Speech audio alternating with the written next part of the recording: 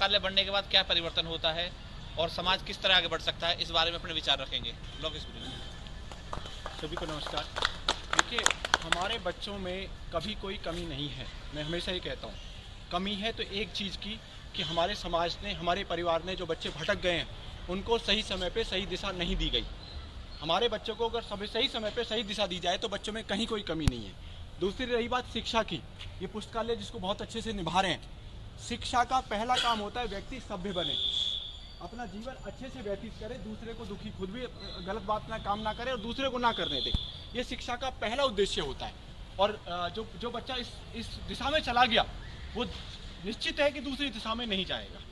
ये पुस्तकालयों के जो रिजल्ट आ रहे हैं वो बच्चों को बहुत अच्छी दिशा दे रहे हैं। वो बच्चे जैसे कहा भी शिक्षित हो गए तो चाहे वो खेती भी करेगा, वो अपना उसका जो उसने गुण पाए हैं, जो शिक्षा से वो गुणी हुआ है, वो उनको यूज करेगा, चाहे वो कुछ भी करे। ऐसा बहुत सारी जगह हो सकता है कि हमारे खुद के बड़े लोगों के, कई लोगों के विचार होते हैं कि हमारा तो इतना किराया आ रहा है, हमारा तो इतनी इनकम आ रही है, हमारा नहीं भी पढ़ेगा तो क्या होगा। मैं खुद भुक्तभोगी हूँ। मेरे साला जब 9th क्लास में था, बल्कि 6ठी 7वीं क्लास में था, तब उसकी शिकायतें आने लगी थी। मैंने ससुर जी को किसी दिन बोल दिया, उन्होंने बस बड़ी सिंपल सी बात, अरे मैंने भतेरा कमा दिया, इसका ना भी पढ़ेगा तो कोई बात नहीं। आज वो इतने दुखी है, वो इस लायक नहीं बना कि उनको संभाल ले। तो सवाल ये आता है कि हमारा बच्चा नौकरी की नहीं है कि नौकरी करेगा तभी कुछ है। हमारे पास अगर भगवान का बहुत आशीर्वाद भी है ना, तो भी कम से कम हमारा बच्चा इतना शिक्षित, इतनी दिशा में तो जाए, इस दिशा में तो जाए कि उसको बिखेरे ना, संभालने लायक तो बने। तो ये, और दूसरा बच्चों को एक बात सुनिए जी, ये पेड़ लगे हुए हैं जी, ये सामने लगे हुए हैं। जब पेड़ लगाया जाता है, किसी गमले को तैयार किया जाता है, मिट्टी और खाद वाद मिला करके मिट्टी उससे भरी जाती है, फिर उसमें पौधा लगाया जाता है, फूल वाला पौधा। उसके बाद क्या होता है, 10-5 दिन उसमें पानी, फिर खाद फिर दिया जाता है, फिर 15-20 दिन बाद फिर दिया जाता है।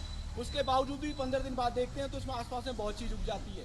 यहाँ सब गांव के लोग हैं, खरपतवार, दुनिया भर की बलूरी पुलूरी दुनिया खेत में हमने भी उखाड़ी है, ठीक है। वो कैसे उगती हैं? अपने आप उग जाती हैं। वो हम उगा रहे हैं पौधा, उग रही हैं बलूरी, खरपतवार, फिर हम 15 दिन बाद फिर साफ करते हैं, फिर उग जाती हैं। तो बच्चों को हम कहते हैं जी अपने आप सब कुछ हो जाएगा, ऐसा नहीं होगा।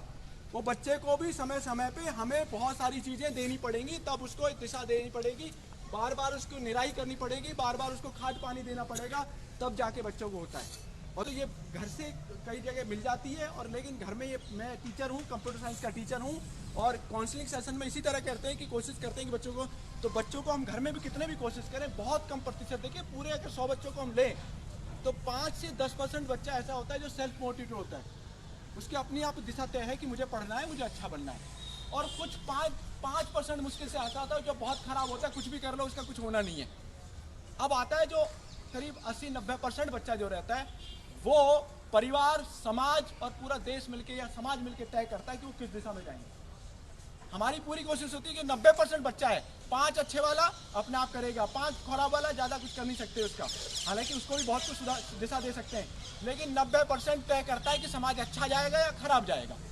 तो अगर हम लोग मिलके, जो इस गांव के लोग, अगर जैसे एक भाई खड़ा हो गया, इसके साथ 2 आदमी भी खड़े हो गए ना, एक और भी खड़ा हो गया, एक और 11 मिलके लाइब्रेरी तो बन गई, और पूरे समाज की क्या दिशा बदलेगी, वो उदाहरण सेट हो जाएगा। धन्यवाद।